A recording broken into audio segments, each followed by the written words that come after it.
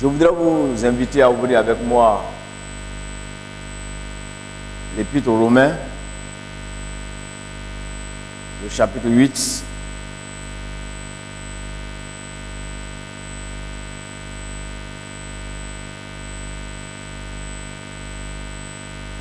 Nous lirons à partir du verset 14 jusqu'au verset 17 et le verset 28 qui nous donne le thème de notre méditation de ce matin.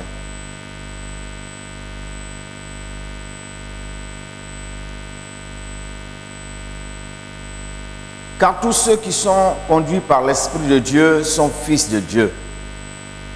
Et vous n'avez pas reçu, et vous n'avez point reçu un esprit de servitude pour être encore dans la crainte, mais vous avez reçu un esprit d'adoption par lequel nous crions Abba Père. L'Esprit lui-même rend témoignage à notre esprit que nous sommes enfants de Dieu. Or, si nous sommes enfants, nous sommes aussi héritiers, héritiers de Dieu et co-héritiers avec Christ, si toutefois nous souffrons avec lui afin d'être glorifiés avec lui. Verset 28. Nous savons du reste que toute chose concourt au bien de ceux qui aiment Dieu, de ceux qui sont appelés selon son dessein.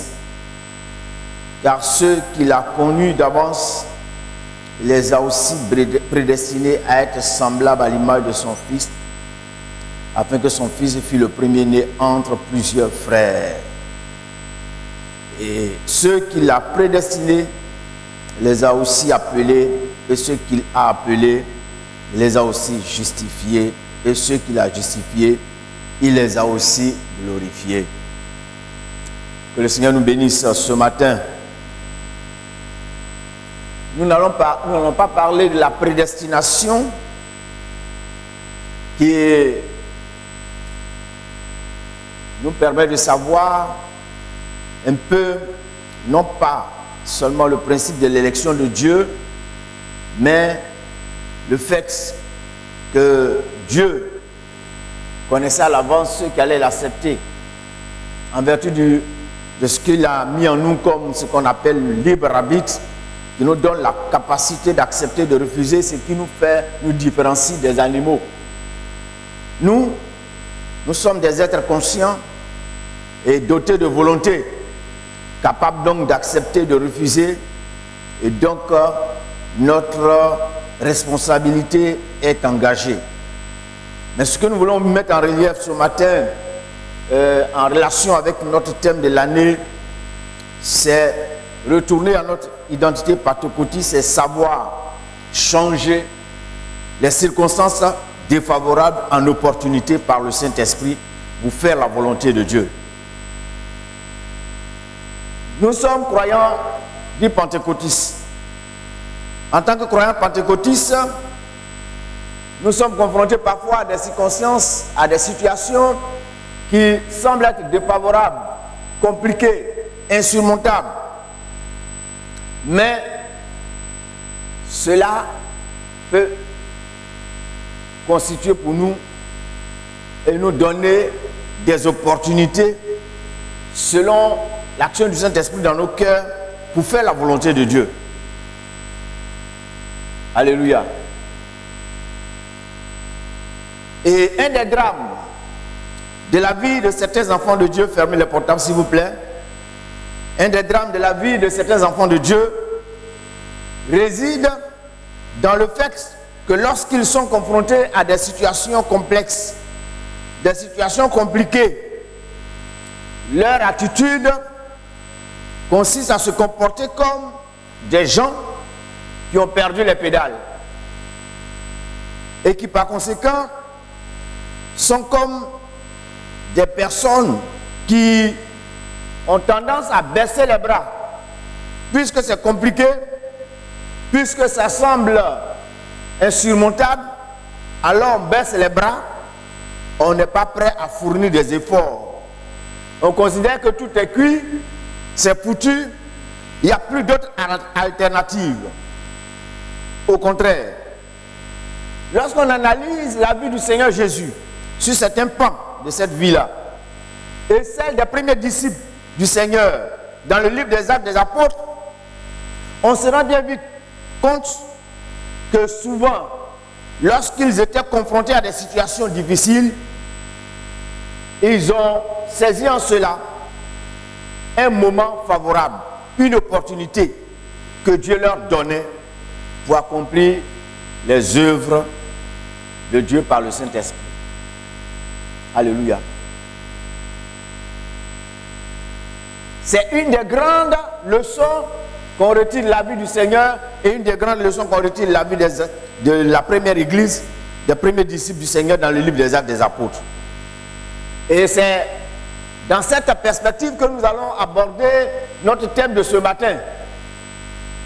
Pour nous dire que pour nous croyants, quand nous sommes dans la volonté de Dieu, selon ce que dit le texte de Romains 8, 28, nous savons du reste que toute chose concourt au bien de ceux qui aiment Dieu, de ceux qui sont appelés selon son dessein. Toute chose. En tant qu'enfant de Dieu, ce texte veut nous dire que quelle que soit la situation dans laquelle nous pouvons nous trouver, nous pouvons trouver en cela un bien. Alléluia. Quelque chose de bien, quelque chose d'instructif pour nous. Pour nous, tout ne doit pas être considéré comme négatif. Même quand c'est compliqué, même quand c'est complexe, même quand c'est difficile. Dans ce difficile, il y a une opportunité que Dieu nous donne et que nous devons saisir pour faire sa volonté. Alléluia. Nous devons comprendre cela. Il y a des textes bibliques qui confirment cette pensée. Je vous en propose quelques-uns. Psaume 84, verset 7. Heureux ceux qui placent en toi leur appui. Ils trouvent dans leur cœur des chemins tout tracés. Lorsqu'ils traversent la vallée de Baca, c'est-à-dire la vallée des pleurs, il la transforme en un lieu plein de sources et la pluie la couvre de bénédictions. Leur force augmente pendant la marche et ils se présentent devant Dieu à Sion.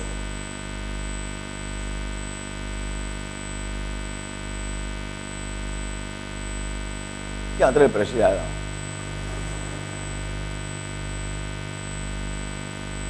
Heureux ceux qui placent en toi leur appui. Ils trouvent dans leur cœur des chemins tout tracés. Et même lorsqu'ils traversent la vallée des pleurs, il la transforme en un lieu plein de sources. Et la pluie la couvre de bénédictions. La vallée de Baca, c'est la vallée des pleurs. Et il la transforme en une source pleine de il la transforme en un lieu plein de sources. C'est-à-dire, il la transforme en une expérience plutôt bienfaisante. Quand bien même qu'on passe par la vallée des pleurs, eh bien, cela va se transformer pour ces personnes en une expérience bienfaisante. Romains 8, 28 que nous avons lu. Galates 2, verset 20. J'ai été crucifié avec Christ. Et si je vis, ce n'est plus moi qui vis. C'est le Christ qui vit en moi. Si je vis maintenant dans la chair, je vis dans la foi au Fils de Dieu qui m'a aimé et qui s'est livré lui-même pour moi. J'ai été crucifié avec Christ. Si je vis, ce n'est plus moi qui vis. Par conséquent, si je suis devant une situation, Christ a été également devant des situations compliquées et complexes. Et devant des situations compliquées et complexes, le Christ a tout surmonté. Le Christ a été victorieux dans ces situations. Et quelle que soit l'ampleur des situations que je peux traverser, ce Christ vivant qui vit en moi me rend plus que vainqueur. Il me rend plus que vainqueur. Alors, nous parlons de circonstances défavorables. Et nous parlons d'opportunités. Les circonstances défavorables sont généralement des occasions ou des faits qui sont a priori pas à notre avantage. C'est des situations qui semblent ne pas être à notre avantage. Il y a quelqu'un qui est ici ce matin, qui a certainement, lui, il n'a jamais connu des situations qui n'ont pas été toujours à son avantage. C'est-à-dire que lui, tout a été toujours à son avantage. Qu'il lève la main. Mais qui a connu des situations où il se dit, là, c'est gâté, c'est foutu. Qui a connu ça? Ah, d'accord. Donc, parfois, on est placé devant des situations, on se dit, non, là, c'est ma fin, ça. Cependant, ces situations qui semblent être compliquées, où on se dit que c'est ma fin, Dieu dit que c'est une opportunité. Et une opportunité, c'est quoi? Une opportunité, c'est ce qui vient à propos. C'est une occasion favorable. Donc, de circonstances défavorables, nous sommes placés dans ces circonstances défavorables dans une position favorable. Nous trouvons cela une occasion, une opportunité, c'est-à-dire une occasion favorable de faire quelque chose qui soit à la gloire de Dieu. Retenons que pour le croyant qui est attentif au Saint-Esprit, chaque occasion, quelle que soit sa teneur, et au vu des textes précédents et bien d'autres, ne doit jamais être considérée comme irréversible.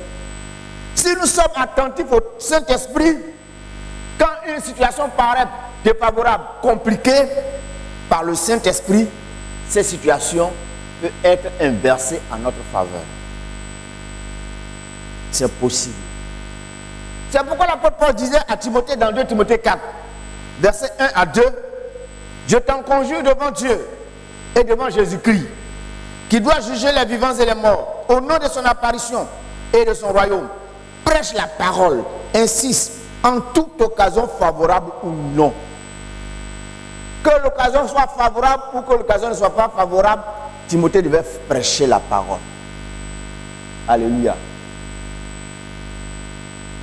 Dans Ecclésiaste 11, verset 1, il est dit, « Jette ton pain à la surface des eaux, car avec le temps tu le retrouveras. » Jette ton pain à la surface des eaux. Et on sait que le pain, quand on le jette dans l'eau, il va se mouiller. Les poissons vont le manger. Moi, j'ai vécu une scène, j'étais dans une ville, on était petit, on allait à la pêche. Et il y a le pharmacien de la ville, qui était un blanc à l'époque, il venait pêcher. Lui, sa pêche pouvait durer 2 heures. Or là, nous, on est là depuis le matin. Et vous savez quel était son secret? Il venait avec les morceaux de pain gaudio, comme vous le dites là. Ah, il faut que je parle comme ça. Et puis, il broie ça et il jette dans l'eau. Et quand il jette dans l'eau, on voit les poissons qui viennent comme ça. En même temps, il lance sa ligne. Il sort fiat. Il lance sa ligne, il sort fiat. En 2 heures, il a fini. Et puis, il prend de gros poissons, des grosses carpes. Et puis, il est parti. Pendant que nous, on est là avec nos choses, nos vers de terre. On lance, on est là. Il jette le pain dans l'eau. Et avec le pain qui est jeté dans l'eau, les poissons, ça les appâte. Ils viennent et il les prend facilement. C'est un symbole aussi. Jette ton pain à la surface des eaux. Avec le temps, tu vas le retrouver. Alléluia. Alors, Jésus et les disciples ont changé des situations défavorables en opportunités. Jean chapitre 4, parlant de Jésus. Je vais m'attarder sur ces 2 exemples. Jésus se trouve à Samarie. Et le texte de Jean 4 commence avec cette phrase.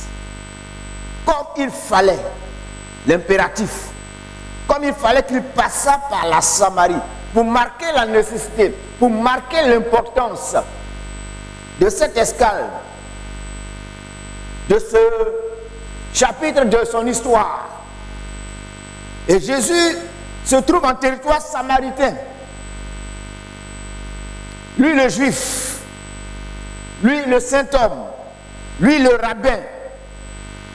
Et cela est presque intrigante au regard des rapports traditionnels entre les juifs et les samaritains. Les juifs et les samaritains n'avaient pas de rapport, nous dit le texte. Et cela est illustré dans Luc chapitre 10, La parabole du bon samaritain, où un homme a été fauché en route par des brigands. Le sacrificateur est passé, il n'a pas regardé. Le lévite aussi est passé, il n'a pas regardé. Et c'est le samaritain qui est passé qui s'est occupé de lui. Tout cela illustre parfaitement le fait que c'était même une sorte d'incongruité que Jésus se trouve à Samarie. C'était même fait injure aux règles établies que Jésus se trouve à Samarie. Sa présence en ce lieu s'ouvrait de 3 préjugés défavorables. Quels étaient ces préjugés? Vis-à-vis des Juifs. Pour ces derniers, les Samaritains étaient considérés comme des impurs et par conséquent, avoir contact avec eux, y compris même le fait de traverser leur territoire consistait à se souiller. Ils les considéraient comme des impurs. Ils ne devaient pas parler avec eux. Ils ne devaient pas traverser leur territoire. Cela consistait à se souiller, à se rendre impur soi-même. Et Jésus est Seigneur, il est rabbin, il est un saint homme. Et cependant, il se trouve là. Aux yeux des Juifs, il n'avait pas à se trouver là. Et il était dans une position assez délicate. De deux, il va solliciter un service auprès d'une Samaritaine. Et le faire ainsi consistait à se rabaisser, car les Juifs se considéraient supérieurs aux Samaritains. C'est d'ailleurs ce que la femme samaritaine lui a rappelé. Jean 4, verset 9. Qu'est-ce qu'elle dit? La femme samaritaine lui dit: comment toi qui es juif me demandes-tu à boire? À moi qui suis une samaritaine, une femme samaritaine. Toi et tes descendants, toi et tes frères juifs, vous vous dites supérieurs à nous. Donc vous êtes des gens qui normalement a priori ne devaient pas nous demander des choses. Et c'est toi, un juif, qui vient te rabaisser devant moi pour demander quelque chose? Troisièmement, Jésus demande un service à une femme. Il parle avec une femme. Ce qui suscite d'ailleurs l'étonnement de certains et l'indignation même des disciples qui étaient imbus de leur identité juive. Quand ils sont arrivés, Jean 4, verset 27, là-dessus arrivaient ses disciples qui furent étonnés de ce qu'il parlait avec une femme. C'est un terme péjoratif. Il parle avec une femme. Comment? Le maître ose parler avec une femme. Et de ce quoi une femme samaritaine. Ce n'était pas l'avantage de Jésus. Jésus demande, même la femme croyait être à son avantage face à ce juif, en apparence de la difficulté. Jean 4, 9, verset 11 à 12 également. Quand Jésus lui dit de lui donner à boire, il dit: mais tu n'as rien pour puiser, et puis toi, tu me dis que tu peux me donner de l'eau vive. Toi, tu n'as rien à puiser. Moi, j'ai les éléments pour pouvoir puiser l'eau. Donc, quand on examine la position de Jésus vis-à-vis des Juifs, vis-à-vis des Samaritains, Jésus était dans une position inconfortable. Il était dans une position qui pouvait être jugée défavorable. Mais le Seigneur va inverser la situation en son avantage. Alléluia. Il va faire tourner les choses à son avantage. Pourquoi? Parce que, en fait, sa présence en ce lieu était faite à dessein. Quand on considère le caractère stratégique du lieu et la manière dont il conduit le dialogue entre lui et la femme, son but, en fait, c'était d'abord d'avoir un point de contact avec les Samaritains. C'était le but de Jésus. Il était là, et en ce lieu précis, parce qu'il fallait avoir un point de contact avec les Samaritains. Fondamentalement, il ne lui était pas indispensable de boire. Il ne considérait pas D'ailleurs, l'eau indispensable et impérieuse à son existence, mais bien plus ce dont il disposait. Ce n'était pas parce qu'il avait besoin d'eau et parce qu'il voulait boire en réalité.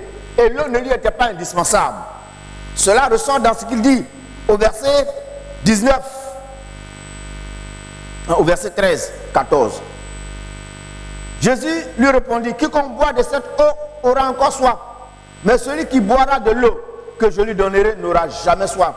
Et l'eau que je lui donnerai deviendra en lui une source d'eau qui jaillira jusque dans la vie éternelle.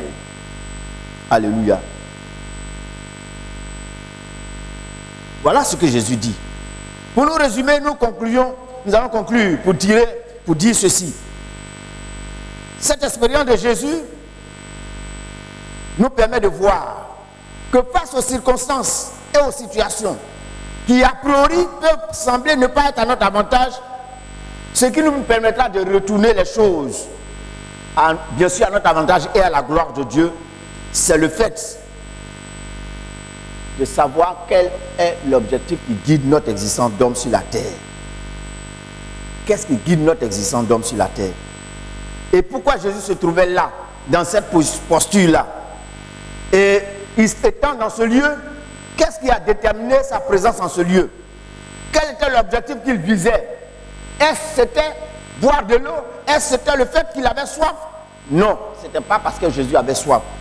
C'était parce que Jésus voulait révéler à cette femme et aux Samaritains qui il était.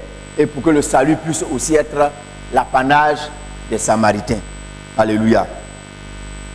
Pour Jésus, ce qui fondait véritablement sa démarche sur terre, chaque occasion, chaque circonstance lui donnait l'opportunité de démontrer qu'il était le maître. Et c'est ce qui l'a guidé tout au long de son existence. Se révéler aux Samaritains, qui étaient des gens rejetés, pour permettre aux gens de savoir qu'il n'était pas venu, non seulement pour les Juifs, mais il était venu aussi pour les Samaritains et au-delà des Samaritains, tous les autres hommes.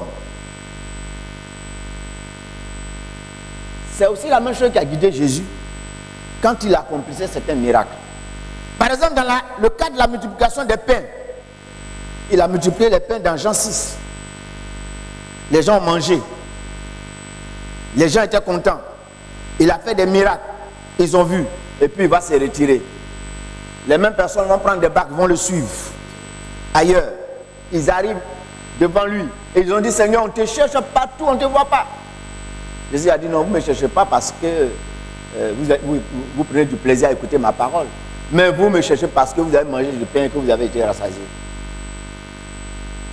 Mais je vous dis que moi-même, là, je suis le pain de vie. Quoi? Toi, tu es pain. Tu veux nous amener à être cannibales? Nous, on n'entre pas dans ce schéma-là. Et cela a été le prétexte pour certains même de l'abandonner.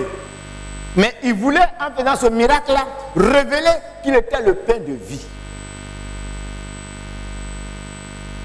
Le but que Jésus voulait atteindre en faisant ce miracle de la multiplication des pains, c'était de révéler aux gens qu'il était le pain de vie. Rien d'autre. Chers frères, chères sœurs, quand nous sommes parfois face à des situations qui ne sont pas à notre avantage, nous devons avoir recours au contrat qui existe entre Dieu dans le fait de notre appartenance au corps de Christ. Il y a des défis qui sont devant nous, qui tiennent compte de notre élection en Christ. Revenons toujours dans Romains 8, verset 28. Nous savons du reste que tout chose concourt au bien de ceux qui aiment Dieu, de ceux qui sont appelés selon le dessein de Dieu. Dieu a un dessein pour ma vie. Et si je suis confronté face à une telle situation difficile, face à cette situation difficile, je dois avoir recours au moteur de mon existence dans le corps de Christ. Qu'est-ce qui me vaut de faire partie de la famille de Dieu? En cela, si je comprends, je vais trouver en cette opportunité, en cette occasion-là qui est défavorable, une opportunité d'agir dans le sens de démontrer le royaume de Dieu à ceux qui sont là, dans ces circonstances. Alléluia.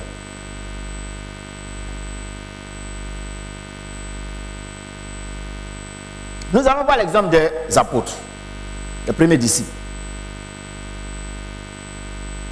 Nous avons un premier exemple dans Actes chapitre 2. Le jour de l'effusion du Saint-Esprit. Ce jour-là, Pierre prêche pour la première fois de façon publique devant une foule nombreuse. Pas une foule de sympathisants acquises à la cause de l'évangile. C'était bien plus une foule de curieux et même de gens manipulables à souhait, des gens qui pouvaient être hostiles et des gens qui étaient, pour certains, je pourrais dire, enclins à les mépriser. Cela va se voir. Lorsqu'il y a eu ce tumulte-là dans la chambre haute, ça coïncidait avec le jour de la Pentecôte, qui était un jour où les Juifs du monde entier, à l'époque, faisaient un mouvement vers Jérusalem. Donc, Jérusalem était bondé de monde. Ils étaient venus accomplir leur rite religieux. Et c'est ce jour-là que le Seigneur choisit de baptiser les disciples du Saint-Esprit. Il ne l'a pas fait de façon fortuite. Il l'a fait en voulant atteindre un but. Mais cependant, en le faisant, les disciples étaient exposés, couraient des risques. Parce que 40 jours avant, les chefs religieux juifs avaient réussi un grand coup. Entre griffes, se débarrasser de l'imposteur Jésus. Voilà que pendant 40 jours, il y avait un certain répit pour eux. Ils croyaient avoir remporté la victoire. Ils croyaient avoir définitivement permis à cette doctrine-là de prendre fin. Le jour de la Pentecôte, voilà quelque chose d'inouï qui se passe. 120 personnes sont dans une maison. Et voilà que un tumulte sort de cette maison-là. Un grand vacarme, un grand bruit. Et les gens sont attirés, les gens viennent par milliers. Parce que ce jour-là, quand Pierre a prêché, 3000 personnes sont converties. C'est ceux qui ont été convertis. Donc si vous multipliez le nombre de ceux qui étaient là, vous pouvez atteindre peut-être 10 000 personnes, 15 000 personnes. Et dans ces 15 000 personnes, c'était des gens de toute opinion. Voilà que, face à cette foule, Pierre sort et va prêcher. Il prêche dans ce contexte, qui n'était pas un contexte où les gens étaient acquis à la cause de l'évangile et à leur cause.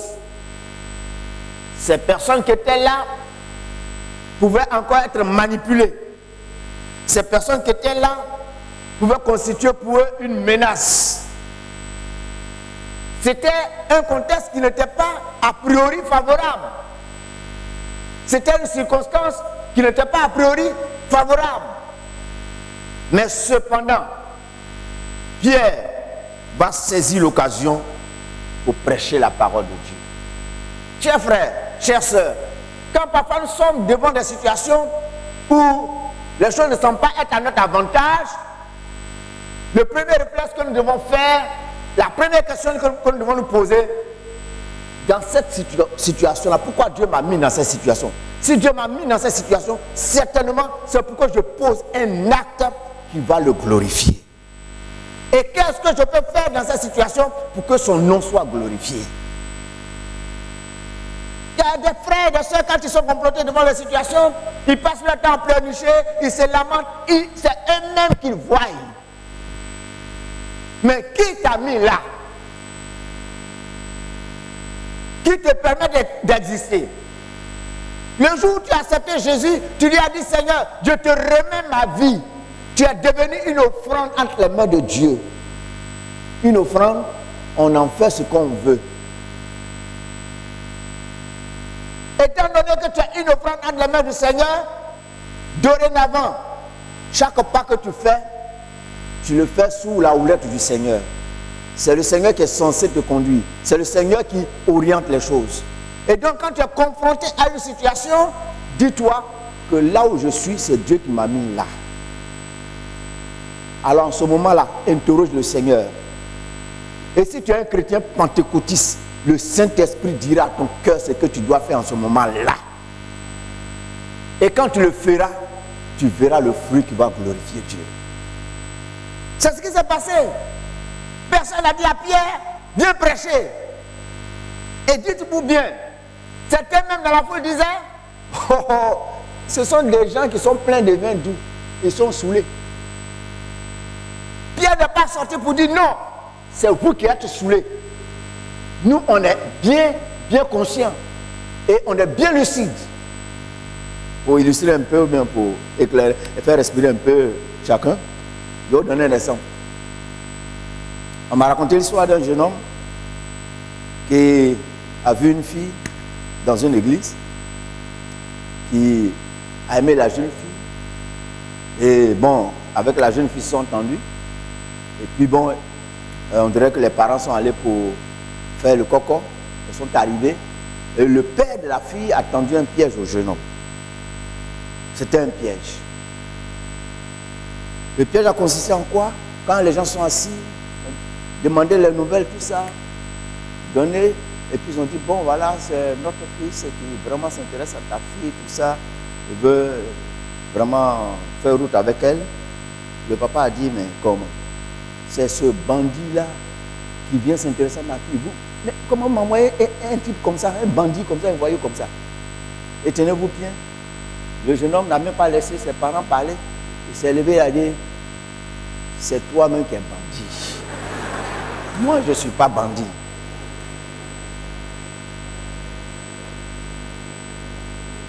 Les parents qui l'avaient accompagné étaient effarés. Hein? Et le papa a repris la parole pour dire, je ne vous ai pas dit. Voilà la preuve. Sortez de chez moi. Là, affaire gâtée comme ça. C'est la même chose qui s'est passée avec Pierre et les apôtres. Ils sont dans la chambre haute, ils font une expérience extraordinaire. Et les gens qui viennent s'arrêter disent, ils sont saoulés. Pierre ne vient pas s'arrêter pour dire, en bon, mais comment? Nous, c'est le Saint-Esprit, c'est vous-même qui êtes saoulés, païens. C'est pas comme ça, certains d'entre nous, on se comporte. Quand on se sent agressé, quand on se sent méprisé, notre réplique, c'est une réplique charnelle. Mais Pierre n'a pas fait cas de ça. Ce qu'il a eu souci de faire, c'est de prêcher la parole. C'est de saisir l'opportunité pour expliquer le sens de ce qui s'est passé et d'interpeller la conscience de ces hommes. Et suite à son intervention, le Saint-Esprit a touché le cœur de ces personnes et 3000 se sont donnés au Seigneur. Voilà ce qui s'est passé. Pierre a fonctionné comme Paul, dans Actes chapitre 20, verset 24. Pierre, en prenant c'est un risque qu'il a pris, venir s'arrêter devant une foule de personnes qu'on pouvait manipuler. Dans la foule, il pouvait avoir des sacrificateurs, des gens qui étaient hostiles et qui avaient été les instigateurs de ce qui était arrivé à Jésus. Et se présentant là, les gens même pouvaient sauter sur lui, comme ils ont sauté sur Étienne, et puis ils l'ont lapidé. Mais Pierre a fonctionné comme Paul, qui dira dans Actes chapitre 20, verset 24, je ne fais pour moi-même aucun cap de ma vie comme si elle m'était précieuse, pourvu que j'accomplisse ma course avec joie et le ministère que j'ai reçu du Seigneur Jésus. Quand certains d'entre nous on est confrontés à des situations compliquées, c'est nous-mêmes qu'on voit. Mais moi, je suis foutu. Dieu m'a oublié. On pleurniche, on se lamente. On en veut à des gens. On en veut à des parents. On en veut à celui-ci. On en veut à celui-là. C'est à cause d'eux. C'est eux qui ont enlevé ma bénédiction. Personne n'enlève ta bénédiction. Si tu es dans une situation et qui est celle dans laquelle tu te trouves, dis-toi que Dieu est celui qui conduit ta vie. Dieu sait pourquoi il te met dans cette situation. Et alors, tourne-toi vers le Seigneur pour lui demander, Seigneur, dans cette situation inconfortable, que faut-il que je fasse? Et Dieu te montrera ce que tu vas faire. En ce moment-là, tu vas tourner la situation à ton avantage. Parce que tu auras fait ce que Dieu veut que tu fasses. Alléluia. Tu ne vis pas pour toi-même. Tu vis pour le Seigneur. Et c'est ainsi que nous devons fonctionner en tant qu'enfants de Dieu. Cela doit véritablement est quelque chose de fondamental.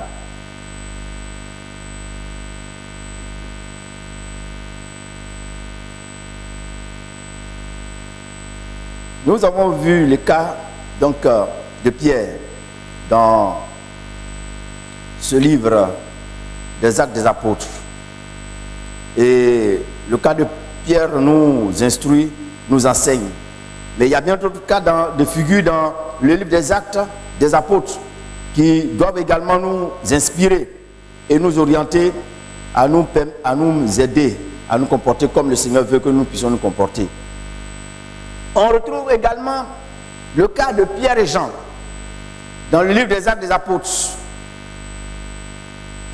Ils ont été mis en prison. Actes chapitre 4. Ils sont relâchés. Mais avant qu'on les relâche, on les menace. On les enjoint de ne plus continuer à prêcher au nom de Jésus. C'était un contexte difficile. Une circonstance difficile. Et ils s'en vont vers leurs condisciples. Les frères et les sœurs étaient en un lieu, certainement dans la chambre haute. Ils vont faire part de leurs mésaventures à leurs condisciples. Et dans ce contexte difficile, qui a priori paraissait défavorable, ils vont trouver la réponse. Quelle a été leur réponse? Quand on est placé dans une circonstance défavorable, eh bien, une des réponses consiste à avoir recours à la prière. Alléluia. Avoir recours à la prière. Et les circonstances défavorables, généralement, nous donnent des opportunités de prière. Vous savez, parfois quand tout va bien chez l'homme, c'est bonjour à Dieu. Merci Seigneur. Alléluia, merci pour ta grâce. Mais quand ça ne va pas, mais le gars il est sérieux. Il n'a pas le temps pour se distraire. 1, 2, 3, il est devant le Seigneur. Seigneur, alléluia. Et le Seigneur nous veut près de lui.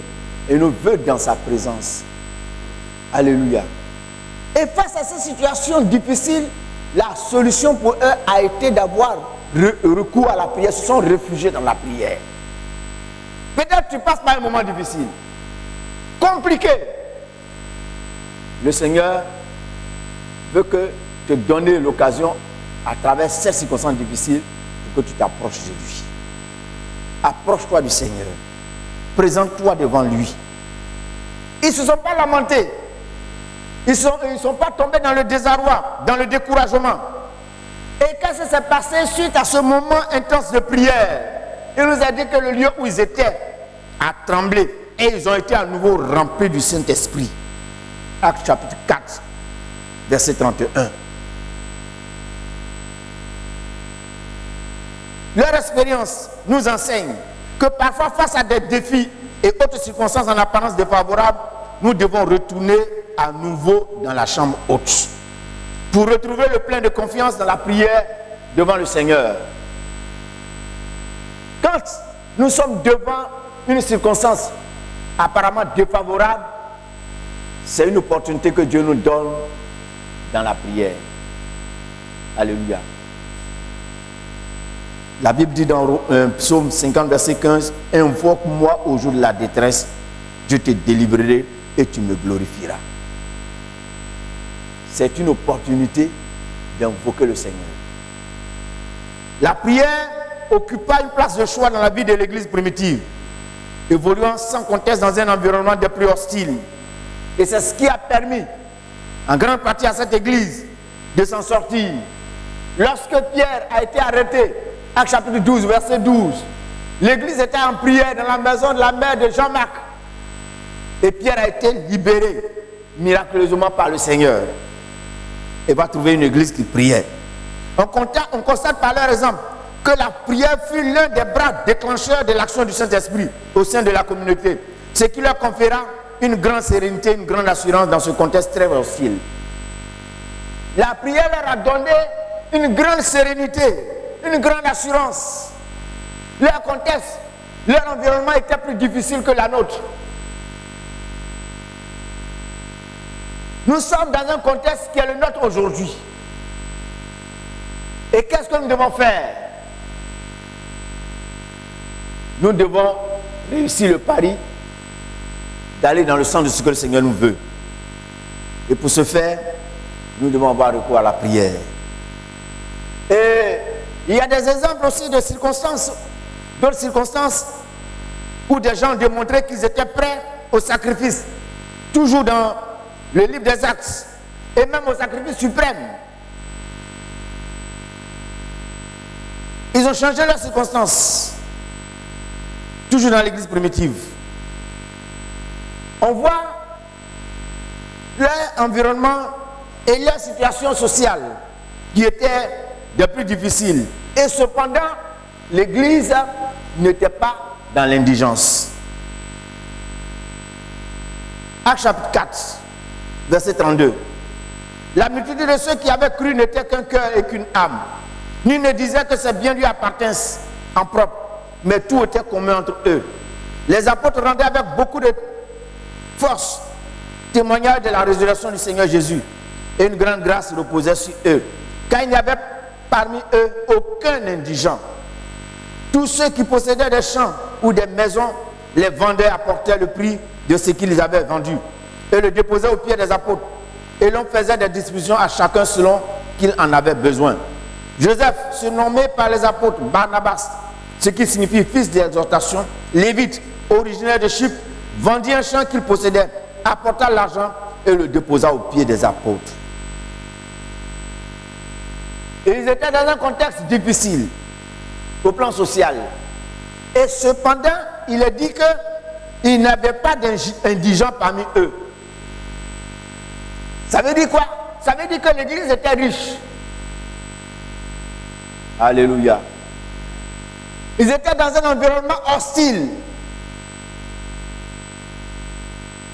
Ils n'étaient pas, on ne les aimait pas. Ils étaient persécutés. Mais cependant, à leur sein, il n'y avait pas d'indigents.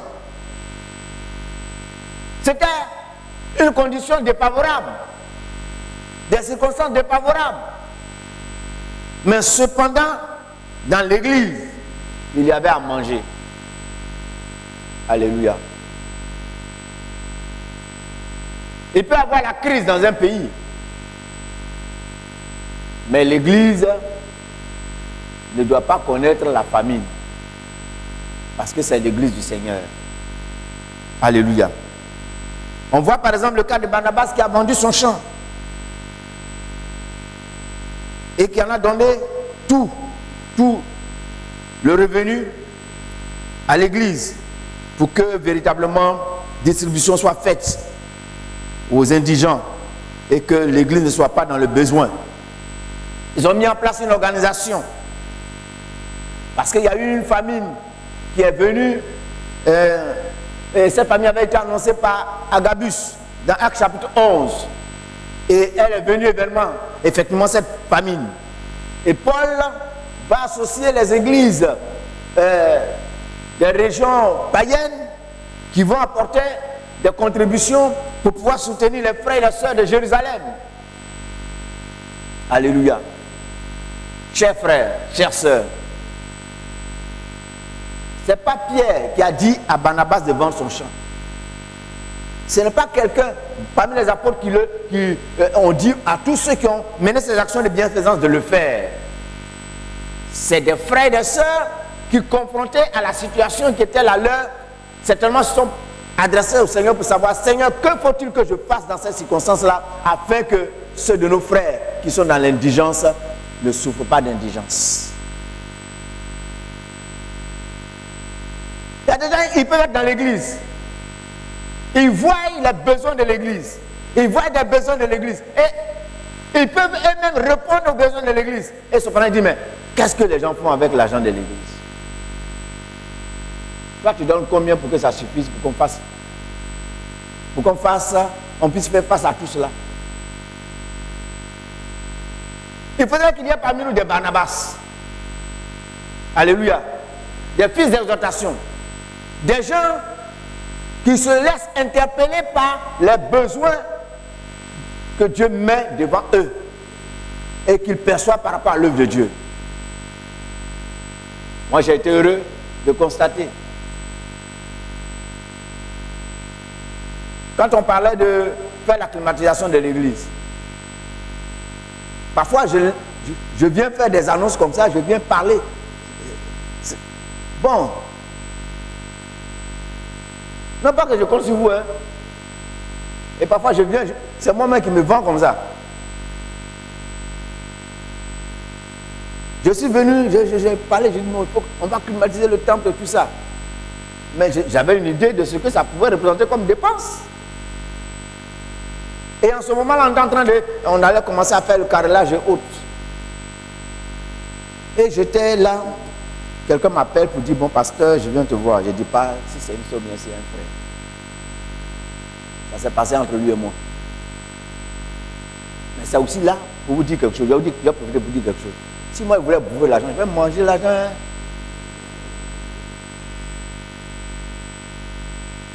Et ceux qui gèrent savent. Parce que parfois, ça vient. Il y a des frères et des sœurs qui veulent que ça se passe entre eux et moi. Et c'est moi, actuellement où je vous regarde là, je sais c'est vrai, puisqu'ils ont posé des actes.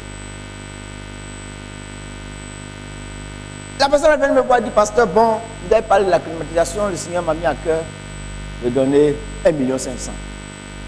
Quand elle a dit ça, j'ai dit, ah, Seigneur, merci. Donc c'est toi qui m'as dirigé, puis j'ai parlé.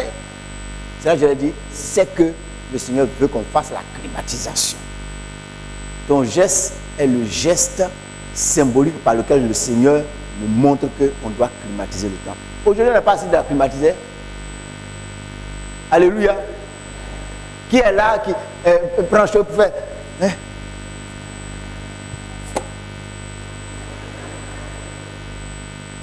Au contraire, il y a des gens, depuis même qu'on appelle climatisation, dimanche, ils sont bien sapés, ils sont dans le costume, tout ça, propre, impeccable. Il y a d'autres même, parfois même nos mémés même souffrent. Parce que ça tape fort. Et on est obligé d'arrêter un peu. Mais parce que quelqu'un,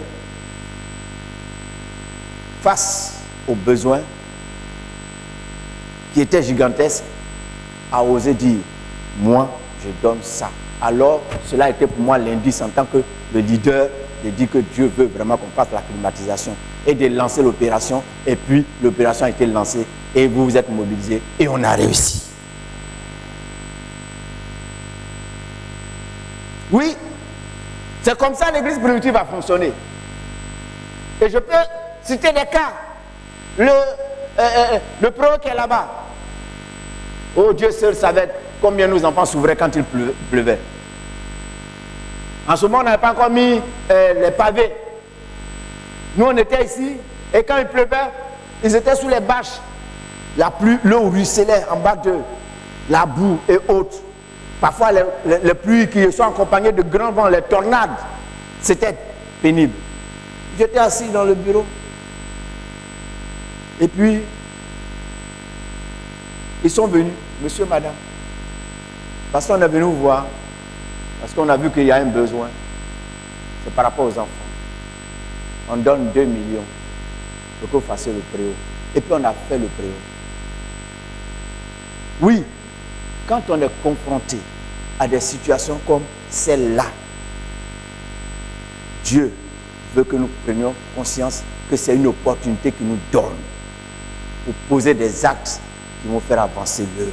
C'est comme ça fonctionnent les pentecôtistes. Alléluia.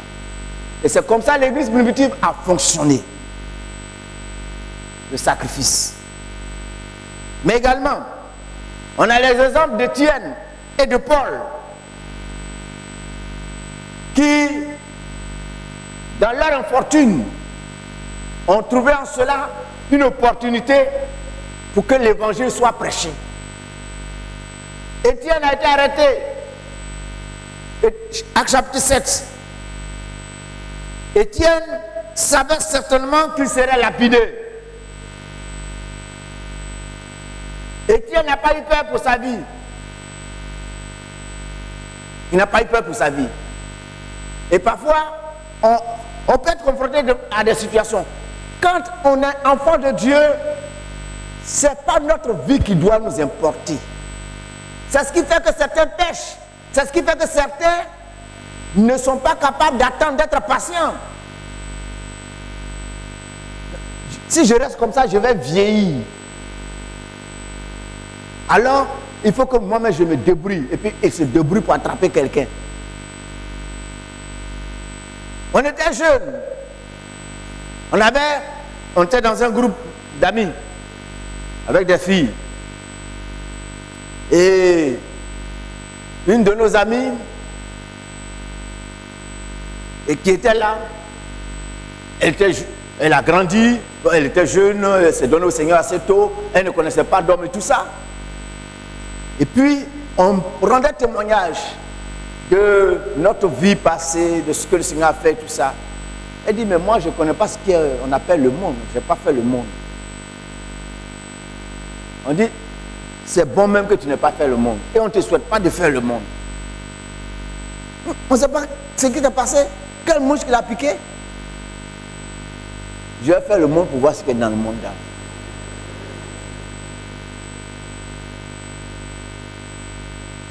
La sœur a abandonné la main du Seigneur. On s'est retrouvés plus de 20 ans après dans une église. Il a dit, ah, tu es là? Elle dit, oui, je suis là. Il dit, hé, mon frère, si c'était à refaire, je ne le ferais pas. Elle a attrapé, ou bien s'était laissé attraper par un païen. Quelqu'un qui ne connaît pas Dieu. Le gars l'a prise. Il n'a même pas marié à la régulière. Ils étaient encore dans le concubinage. Ça filait des enfants. Et cependant, c'était difficile. Quand elle s'en va à l'église, pourquoi tu vas à l'église? Et elle a commencé à me raconter, dit, vraiment mon frère, je souffre. Mais mieux vaut que je sois dans le Seigneur. Je préfère rester là. J'aurais dû éviter ça. C'est ce qu'on te disait. Quand on se met au centre de l'affaire, quand on est là et on est préoccupé par nous-mêmes, nos intérêts. Or, toute chose concourt au bien de ceux qui sont appelés selon Dieu. Alléluia. Nous sommes enfants de Dieu. Ceux qui sont appelés de lui selon son dessein. Dieu a un dessein pour nous. Donc si je suis dans une telle situation, certainement ça fait partie du dessein de Dieu pour ma vie. Et dans cette infortune où je me retrouve, qu'est-ce que je dois faire pour que Dieu tire bénéfice? Ou bien qu'est-ce que Dieu voudrait faire avec moi dans cette circonstance? Étienne, il est dans cette situation-là. Et il profite de l'occasion pour bombarder, comme le disent les jeunes. Il a bombardé l'évangile. Il a prêché un message poignant. Les incrédules même là ont été bousculés dans leur cœur. Même ceux qui se sont laissés manipuler par les chefs religieux et qui vont mettre la main sur lui pour le lapider, ont eu pour eux, ils ont eu leur dose. Parce que la volonté du Seigneur, c'est que les hommes entendent l'évangile.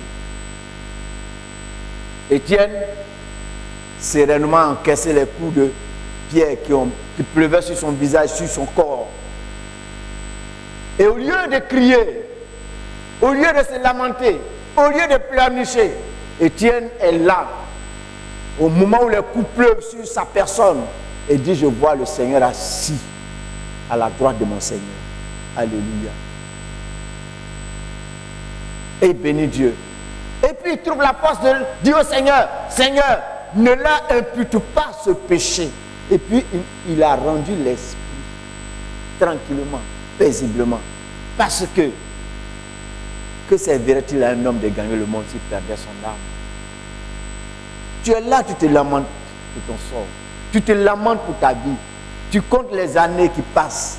Tu te dis, je vieillis. Qui d'entre nous va demeurer éternellement sur cette terre? À quoi te servirait-il d'avoir tout ce que le monde donne si ton âme doit être perdue? Étienne est mort, c'est vrai, dans la douleur, mais il est entré dans la gloire, dans la félicité éternelle. Et l'éternité dans la gloire lui est réservée. C'est ça l'essentiel. Paul, également, qui va en appeler à César, dans Actes chapitre 25, versets 11 à 12.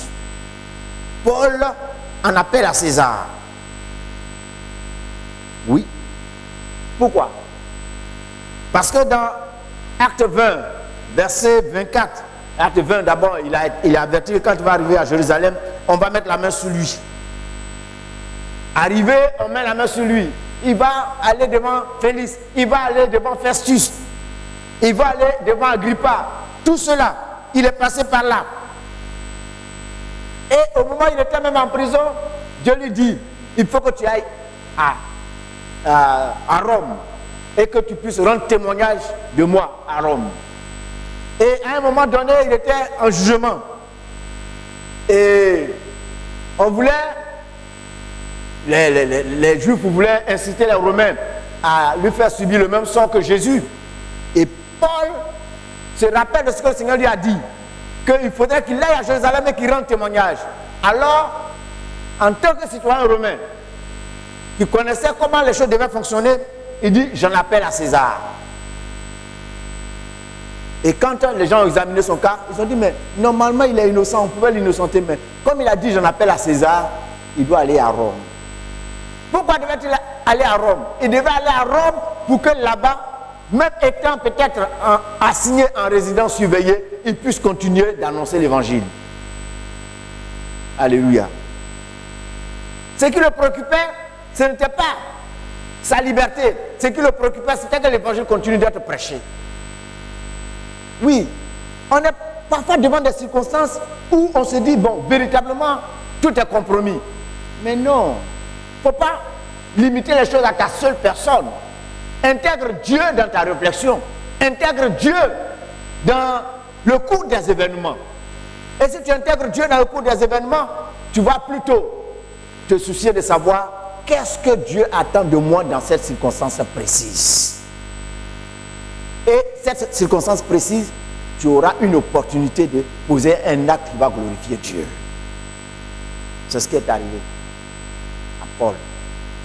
Je conclus. Lisons le psaume 1er, qui résume parfaitement ce que je viens de dire.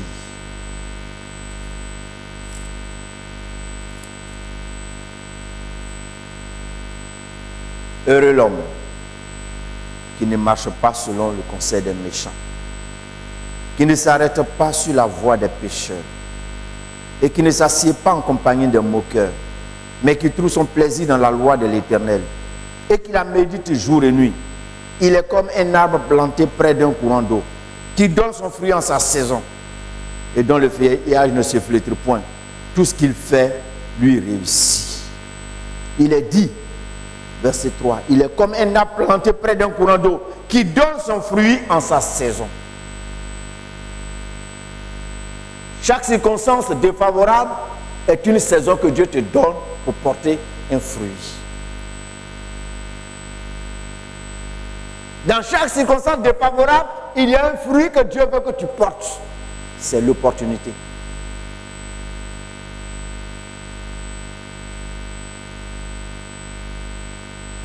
Il a dit que celui-là porte son fruit en sa saison.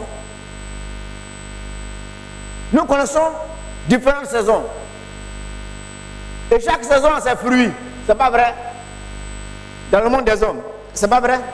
Actuellement, on est dans la période de quel fruit? Mangue. Donc, en tant que chrétien, tu peux être dans la période de fruits de mangue, où tu dois porter le fruit, la mangue. Après ça, la saison du riz, c'est quand? Les gens de... Ben voilà. Hein? Juin, juillet. Quand tu es dans juillet, tu dois porter le fruit qui est le riz. C'est pour nous dire simplement que quelle que soit la situation dans laquelle on se trouve, on doit être en mesure, en tant qu'enfant de Dieu, si nous fonctionnons par le Saint-Esprit, de poser un acte qui reflète ce que Dieu attend de nous. Et qui nous différencie des autres. Parce que nous sommes plantés près d'un courant d'eau. L'eau qui nous irrigue, c'est l'eau du Saint-Esprit. Alléluia. Le Saint-Esprit est en nous. Et le Saint-Esprit est en nous, il nous donne la possibilité, quelle que soit la circonstance. Là où les autres font échec, là où les autres patinent, là où les autres battent de l'aile, nous portons des fruits qui glorifient Dieu. Je ne sais pas par quel chemin tu passes actuellement. Je ne sais pas quelle est la circonstance qui te contrarie présentement. Mais Dieu le sait. Et Dieu te fait entendre ce que tu entends ce matin, afin que tu reprennes courage. Parce que ce qui est en train de se passer, ce n'est pas pour te détruire. Ce n'est pas pour ruiner ton existence. Mais c'est pour que quelque chose de Dieu se fasse avec toi. Pour que tu sois un instrument de Dieu dans ces circonstances précises. Et c'est possible. Et Dieu avec toi, par son esprit, tu pourras y arriver. Que le Seigneur nous bénisse.